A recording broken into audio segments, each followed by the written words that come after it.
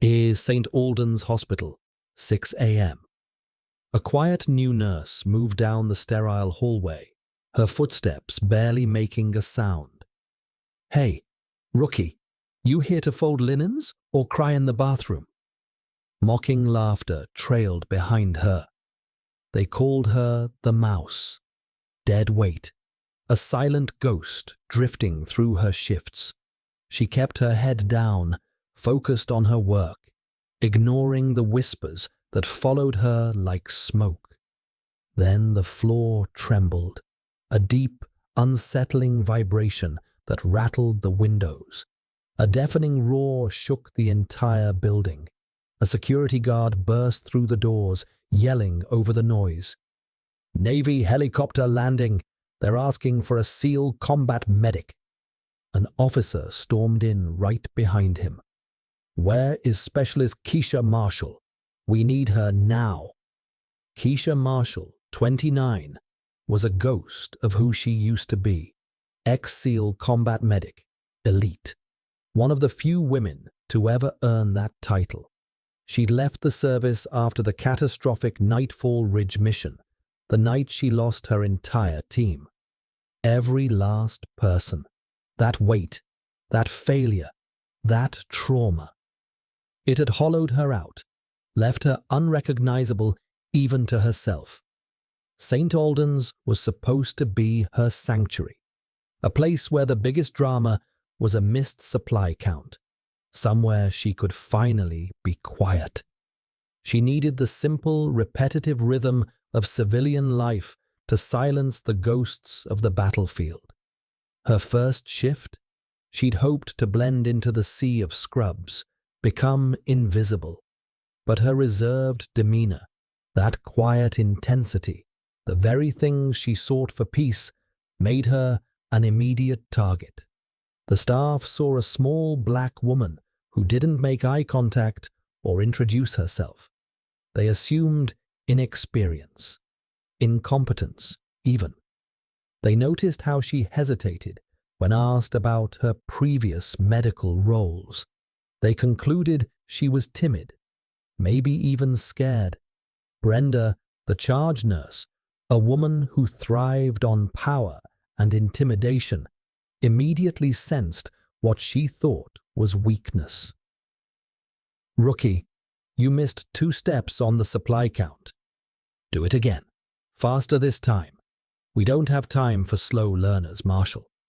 Keisha's response was always the same. Soft, precise, obedient. "Yes, Nurse Brenda, I'll correct it immediately." Dr. Peterson, a senior resident, muttered loud enough for her to hear. "How'd she even get her license? She looks like she'd faint at a paper cut." They couldn't see the truth. They couldn't see the woman who once performed an emergency cricothyroidotomy in pitch darkness under sustained enemy fire.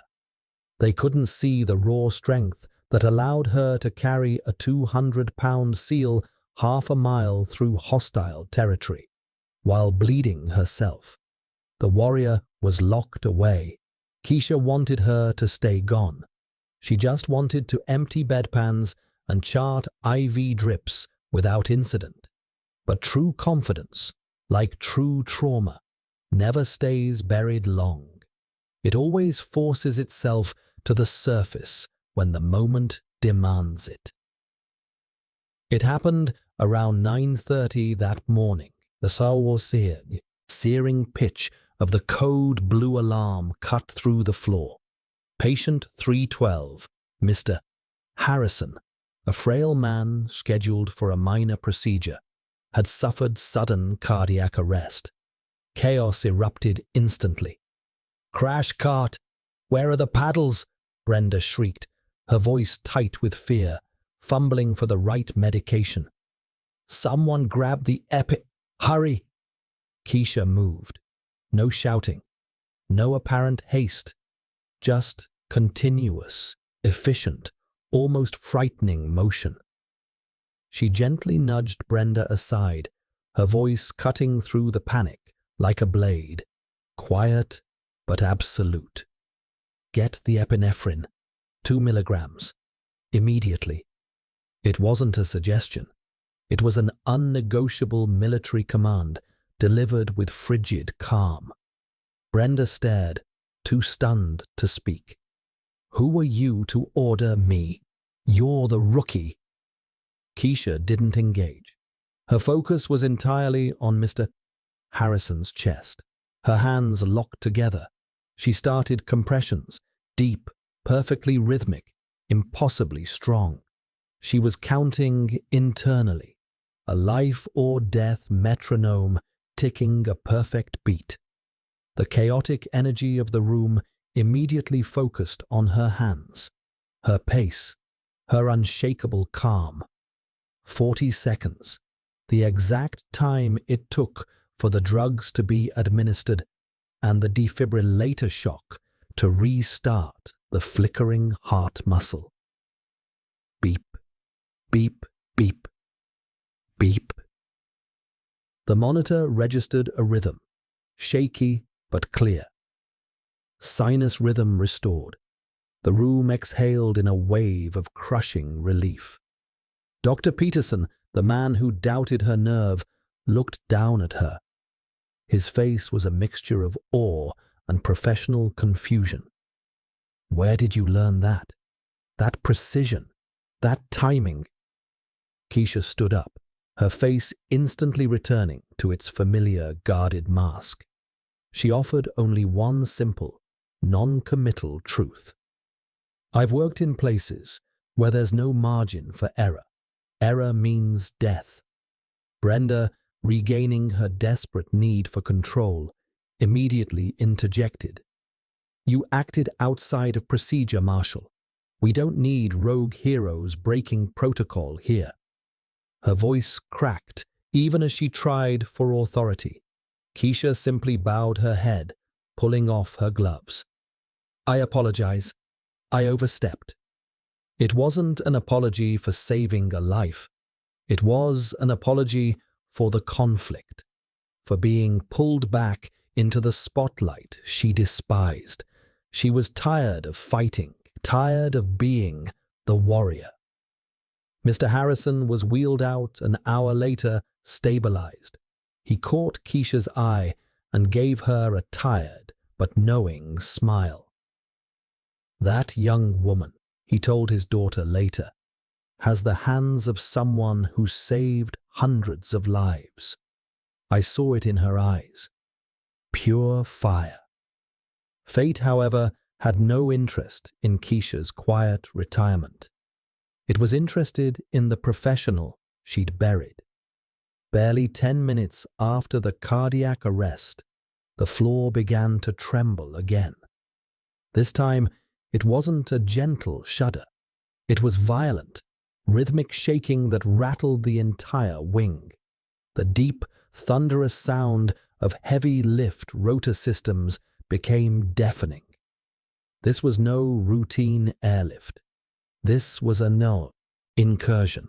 The security guard, now pale and sweating, burst through the door again, yelling over the roar of the engines. It's the Navy. Emergency landing. They've secured the roof for an airdrop. Everyone scrambled toward the stairwell, drawn by morbid curiosity and the primal need to witness the unfolding drama. What kind of emergency required such massive military intervention in a civilian hospital? On the roof, a dark Navy MH-60 Seahawk combat transport helicopter was settling. Its gigantic rotor wash blasted snow, leaves, and debris into a violent, blinding vortex. A man in full combat gear, a naval special warfare officer, identifiable by the familiar trident patch on his chest, leapt out of the side door. He yelled, his voice strained and desperate against the roaring engine noise. We're looking for Specialist Keisha Marshall. We request critical, immediate medical support. We need her now. The word SEAL hung in the air. The word specialist. The name Marshall. Every head in the hallway turned in unison. Every nurse, every doctor, every intern stared at the small, quiet woman who was still, unbelievably, calmly, folding a blanket on a supply cart, trying to continue the normal routine. Brenda's jaw dropped. She stammered, unable to form a coherent word. "You—" Keisha looked up. Her eyes, usually veiled by fatigue and reserve, widened with a raw, unconcealed flash of horror. She'd run. She'd hidden. She'd changed the name on her employment file. But they'd found her. The past was violently tearing its way back into the present. The officer, Lieutenant Commander Hayes, found her. His face was a grim mask of military urgency. "Doc Marshall, thank God you're here. Please, we have a SEAL in critical condition. We couldn't risk a field move to a distant military base. You're the closest trauma center, Doc." The title echoed down the crowded hallway, confirming the unbelievable truth about their mouse. She tore off the flimsy blue hospital gloves and pulled down her disposable mask. Her expression was now completely different. Not fearless, but focused, laser-focused, decisive. She didn't wait for orders. She moved with the decisive, practiced speed of someone advancing toward a gunfight. She moved like a predator seeking a cure. She ran up the stairs, the large, dark silhouette of the helicopter growing larger until she ducked under the spinning rotors and into the deafening fuselage, buffeted by wind. Inside, the scene was catastrophic. A severely wounded SEAL was strapped tightly to a litter, surrounded by anxious, inexperienced corpsmen. Keisha caught her breath. She froze for one precious, painful second, a break in her professional calm. The casualty was Lieutenant Marcus Cole, her former team leader, the man she thought had died 3 years ago at Nightfall Ridge. The reason she quit and sought silence. "Marcus." Her voice was a cracked, whispered choke, the first genuine, unconcealed emotion the hospital staff had ever heard from her. "You're alive." Marcus was barely conscious, his breathing shallow and rattling. A penetrating trauma injury had caused massive, life-threatening internal chest trauma. He tried to speak, his eyes finding hers. "Only trust you. Only trust your hands, Keisha." He gasped out the words, muffled by the oxygen mask. The emotional shock was immediately and completely overridden by the professional imperative. Keisha lightly slapped her own cheek, a quick, sharp movement to steady herself. "He's alive, and he's seconds from death. He's crashing. Respiratory rate is dropping. He has a tension pneumothorax. We don't have time for an OR. We don't have 5 minutes to move him." Her voice was back to that military calm, sharp, commanding, absolute. "I need 2 large-bore IV lines. Get me the needle decompression kit and the chest drain tube. We're doing thoracic surgery right now. On this deck. On this litter." Brenda, who'd followed the crowd and pushed her way to the doorway, attempted one last, desperate assertion of control, screaming over the engine noise. "You can't do that. You're not credentialed for emergency surgery. This is malpractice." Commander Hayes, a man who'd seen men die unnecessarily, instantly cut her off, his voice a dangerous growl directed squarely at the charge nurse. "That woman is the best combat medic SEAL Team Bravo ever had. She's a trauma specialist. Interfering with her work is obstruction of an active military rescue. You will stand down, nurse. Now. Brenda stumbled backward, frozen in complete, horrified disbelief. Keisha ignored the civilian drama entirely. She worked. Her hands moved with an almost frightening grace. She took the scalpel. She made the incision, clean, decisive, precise.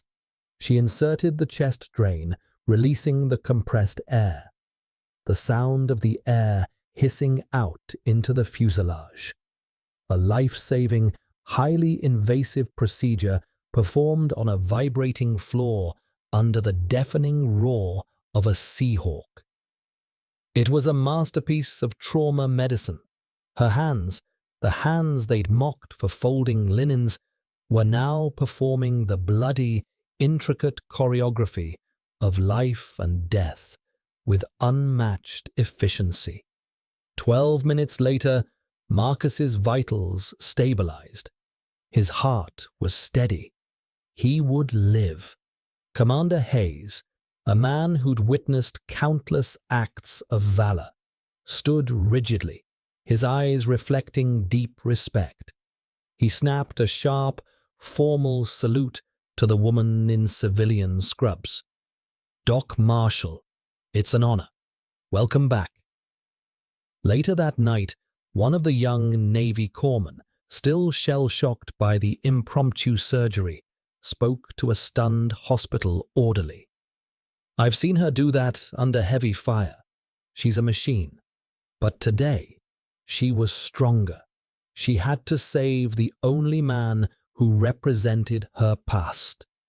The sight of the rooftop surgery immediately went viral, not just within the hospital, but on local news, then nationally. The entire medical community was buzzing. New nurse performs emergency surgery on SEAL warrior aboard helicopter. Hero or rogue? The hospital administrator, Mr. Sterling, a man obsessed with procedure, legal liability, and avoiding bad publicity, immediately called Keisha into his office. "Miss Marshall," he began, his face tight with indignation and fear. "I appreciate the heroic intention, but you know you're not permitted to perform invasive surgery on these premises. This is a severe, litigable breach of protocol." As he reached for the phone to call security, the door swung open forcefully. Two officers from the Department of Defense, a major and a legal counsel, stepped inside. The atmosphere in the room instantly shifted, becoming cold, formal, and overwhelmingly authoritative. The major carried a folder marked "Classified" in red. The legal counsel spoke first, his voice dry, commanding, and final. "Director Sterling, Miss Marshall is operating under DoD Level 5 medical authority. This is non-revocable status. She retains full surgical and trauma privileges worldwide. She is permitted to execute any procedure necessary to save a life, civilian or military, in any emergent situation, regardless of the facility's internal protocol." Director Sterling paled.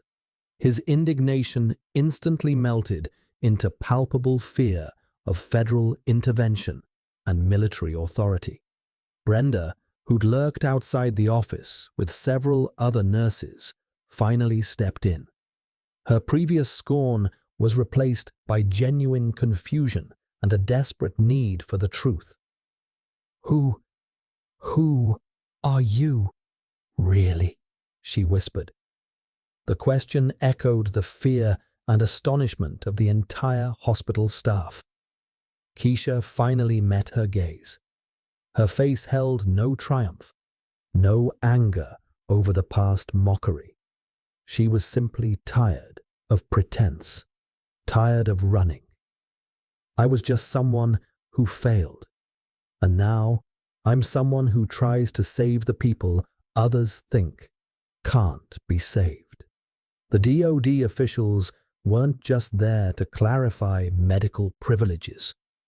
They were there to address the full fallout of the rooftop rescue, which had dragged the 3-year-old Nightfall Ridge disaster back into the spotlight. They publicly confirmed that during that infamous mission, Keisha Marshall was the sole survivor because she spent the entire evacuation window repeatedly trying to drag 5 critically wounded SEALs, including Marcus Cole, through heavy, sustained crossfire. She didn't retreat. She ran into the fight, again and again, until she was the only one left standing. The media swarmed St. Albans, turning it into a temporary satellite news hub. Keisha's face, once the mouse, was now on every screen nationwide. She was hailed as a quiet hero who'd buried her recommendation for a Congressional Medal of Honor to avoid the public scrutiny and media circus that followed. But the most agonizing revelation, the detail that truly broke the story, was yet to come. It wasn't the heroic story of her saving Marcus that mattered most. It was the truth of why her team died. As the DoD investigated the evacuation failure at Nightfall Ridge, the truth behind the disaster was exposed, forcing a shakeup across the entire military command structure. The catastrophic cancellation of the extraction order, the very order that left SEAL Team Bravo exposed and defenseless for 18 crucial minutes, wasn't a tactical error. It was a deliberate, selfish blunder by a high-ranking officer who focused entirely on protecting his own highly visible, politically charged career timeline, not the lives of the soldiers. Keisha, the only survivor who saw the failure, had provided a deliberately vague, incomplete report to the military in the aftermath. She chose to protect the immediate reputation of Special Operations Command, sacrificing her own peace, her own career, and her ability to grieve publicly for the sake of greater organizational stability. She chose silence over justice for 3 long, agonizing years. Marcus Cole, now stabilized and conscious in the ICU, woke up and confirmed the entire story, delivering a statement that brought the hospital and the nation to a standstill. Keisha didn't just save my life on the roof today. She saved me 3 years ago too, by swallowing the truth to protect the command that failed us. She carried our failure so the organization wouldn't collapse. She's the strongest person I've ever known. The nation was stunned. The hospital was aghast. Director Sterling publicly apologized to Keisha, his voice trembling with both humiliation and reverence. Brenda pushed through the crowd of reporters and onlookers.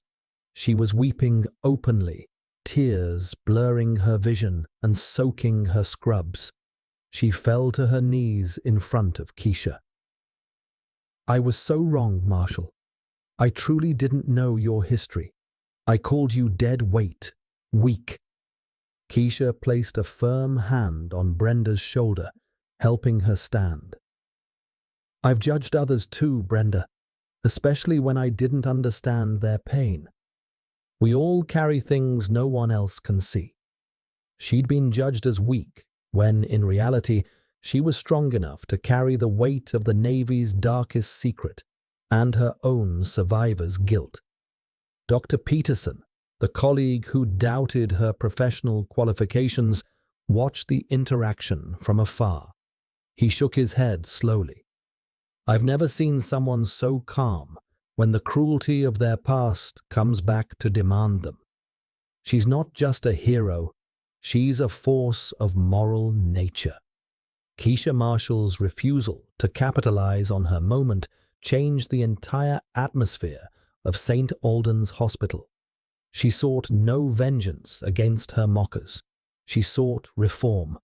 The initial media frenzy died down, but the respect, the professional awe, remained.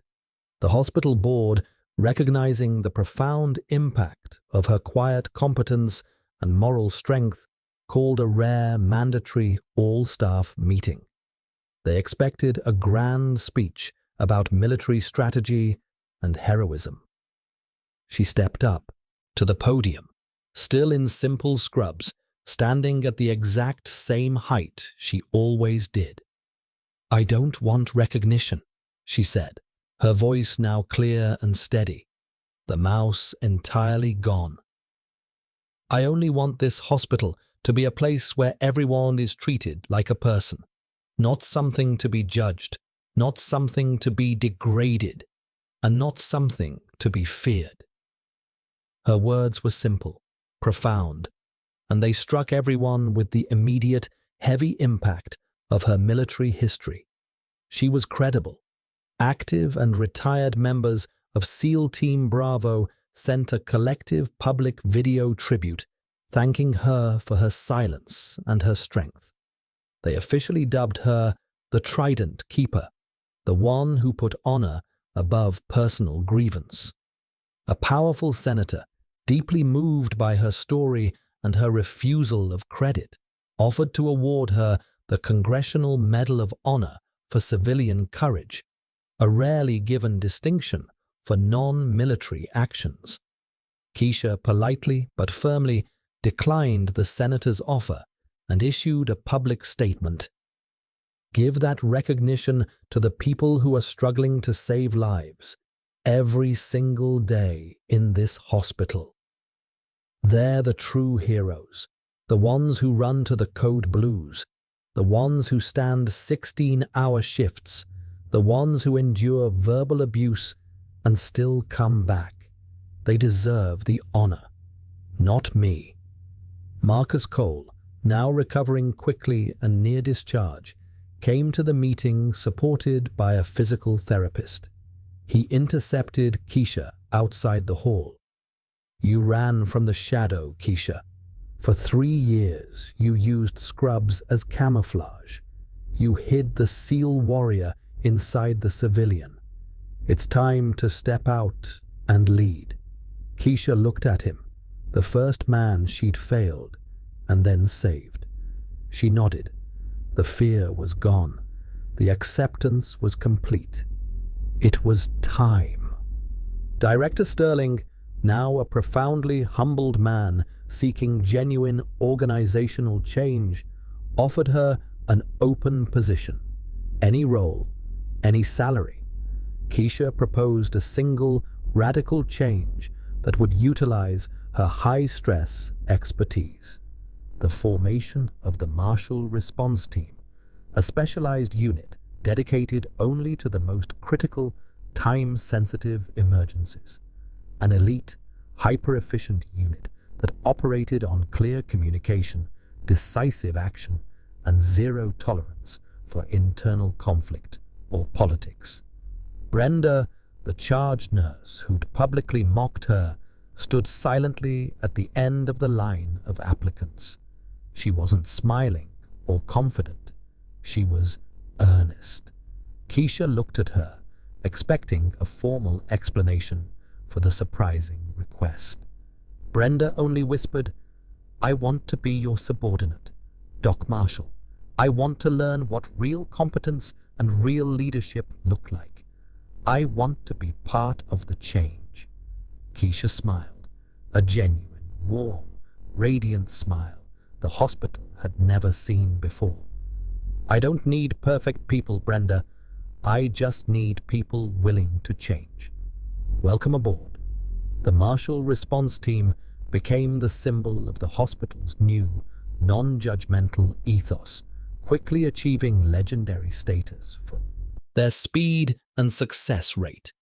The entire community shifted its attitude, respecting confidence over seniority. A heart that endured the extreme violence of the battlefield finally found its healing in the stillness of peace. 1 year later. A year passed since the helicopter landing. The Marshall response team had transformed St. Albans into a regional leader in emergency trauma care. Keisha Marshall, now the hospital's official chief of emergency response, no longer sought refuge in silence. She spoke when necessary, her voice carrying an unshakable authority born not of rank, but of verified wisdom and relentless success. She'd perfectly integrated the deadly efficiency of the SEAL combat medic with the deep, empathetic care of the civilian nurse. She was complete.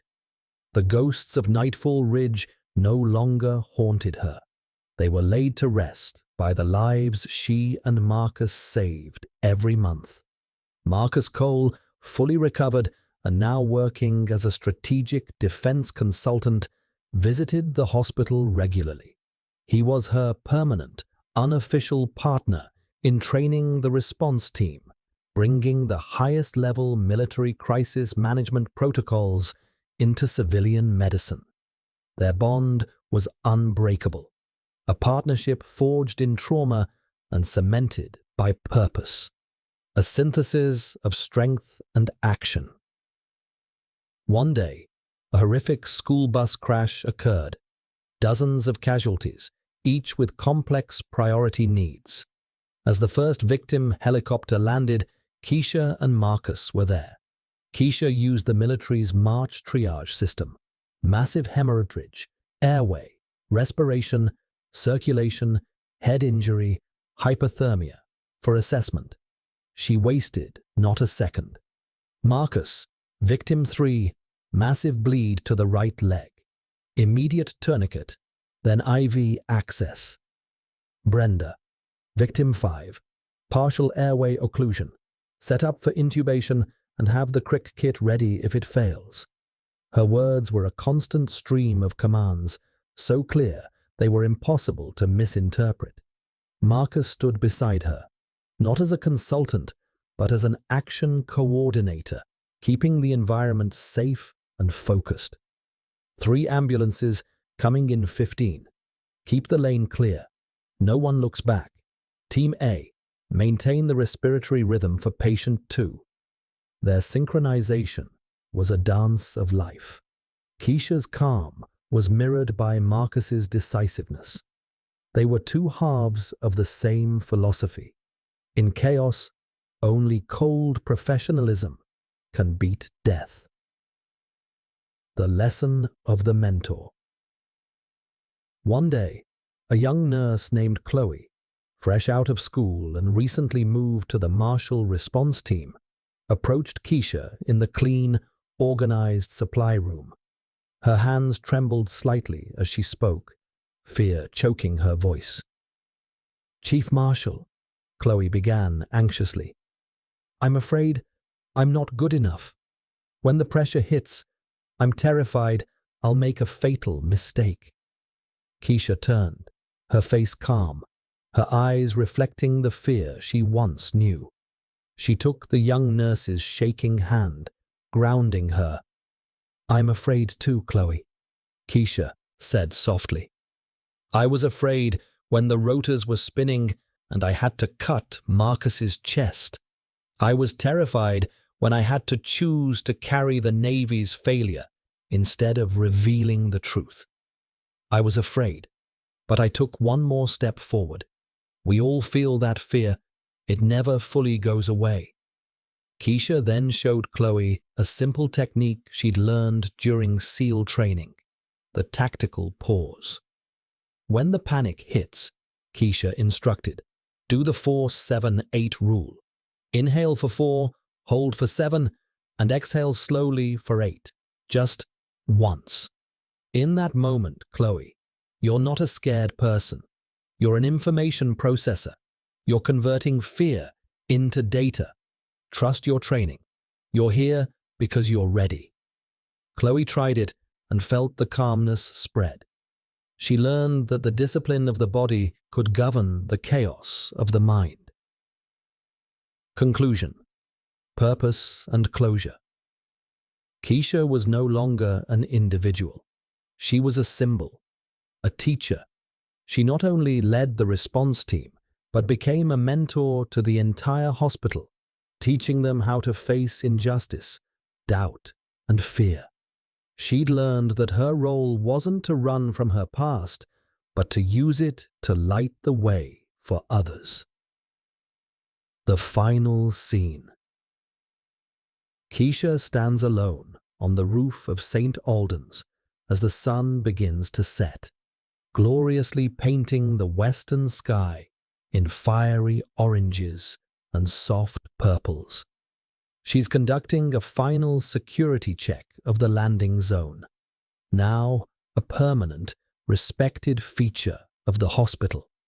Suddenly, a familiar shadow sweeps overhead. A small, fast Navy helicopter, a utility-light aircraft, makes a sharp turn, flying low over the hospital roof. The pilot, recognizing the solitary, authoritative figure below, dips the nose of the aircraft in a respectful, silent salute to the woman who was both ghost and hero. Keisha offers a slight nod in return, not the rigid posture of a SEAL reporting for duty, but the quiet, dignified poise of someone who's finally found home in her purpose.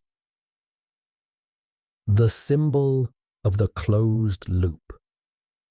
The tiny Silver SEAL combat medic badge she wears, discreetly pinned to the collar of her charge nurse scrubs, catches the last rays of the sun, gleaming, the past and the present, the warrior and the healer, finally reflecting a single, unbroken light of courage, confidence, and peace.